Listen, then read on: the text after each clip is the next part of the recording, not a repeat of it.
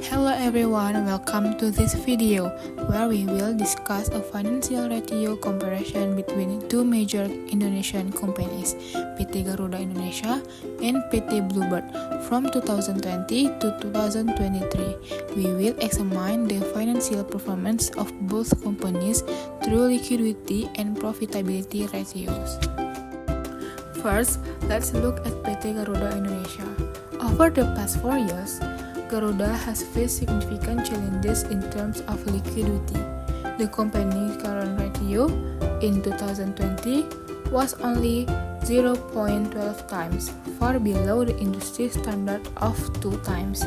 Although there was gradual improvement, reaching 0.56 times by 2023, this ratio remains below the standard. A similar trend is seen with the quick ratio, which hit its lowest point in 2021 at 0.04 times but increased to 0.46 times by 2023. Despite this improvement, Garuda's liquidity performance is still considered weak. In contrast, PT Bluebird showed more stable liquidity. The company's current ratio consistently remained above 1, even reaching 2.42 times in 2021, indicating the company's ability to meet its short-term liabilities. The quick ratio was also solid, peaking at 2.40 times in 2021, though it slightly declined in 2022 and 2023. This demonstrates that Bluebird was able to maintain good liquidity. In terms of profitability, Garuda experienced significant fluctuation.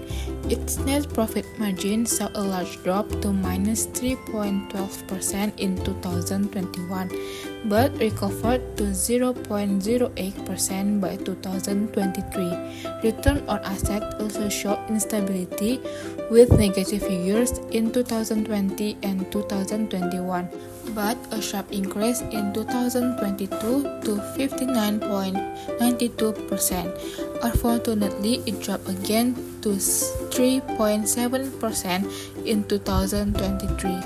Garuda's return on equity followed a similar pattern, with a major spike in 2022 to 243%, only to fall again in 2023 to 19.6%. Meanwhile, PT Bluebird demonstrated more stable profitability. Its net profit margin improved from negative in 2022 to 10.4% in 2023. Both return on asset and return on equity show consistent growth, reaching 6.1% and 8.2% in 2023, respectively, reflecting efficiency in the company asset and equity usage.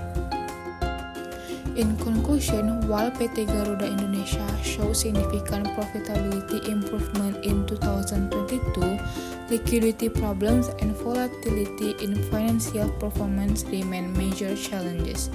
Meanwhile, PT Bluebird managed to maintain better financial stability and profitability, reflecting a healthier financial condition overall.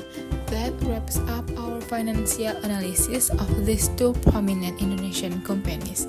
Thank you for watching and thank you for your attention, and see you in the next video. Bye!